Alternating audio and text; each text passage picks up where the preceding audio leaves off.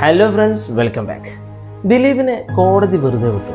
എന്നിട്ടും ശിക്ഷിക്കാത്തതിലാണ് പലരും രോഷം കൊള്ളുന്നത്. പത്രക്കാരുടെ അതിവിദഗ്ധമായ ഇന്റലിജന്റായ അന്വേഷണത്തിലൂടെ ദിലീപിന് പങ്കുണ്ടെന്ന് കണ്ടെത്തുന്നു. പോലീസ് ദിലീപിനെ പ്രതി ചേർത്ത് അന്വേഷണം പുരോഗമിക്കുന്നു. ദിലീപ് ഈ കേസിലെ 8ാം പ്രതിയാണെന്ന് പോലീസ് കണ്ടെത്തുന്നു. പിന്നീട് അങ്ങോട്ട് 8ാം പ്രതിയായ ദിലീപിന് നേരെയായിരുന്നു എല്ലാവരുടെയും ഓട്ടം. 1 മുതൽ 7 വരെയുള്ള പ്രതികൾക്ക് ശിക്ഷ ലഭിച്ചില്ലെങ്കിലും ദിലീപിന് ശിക്ഷ ലഭിക്കണമെന്നായിരുന്നു പലരുടെയും ആഗ്രഹം. നീണ്ട 8 വർഷത്തെ അന്വേഷണത്തിന് ശേഷം കോടതി വിധി വന്നു.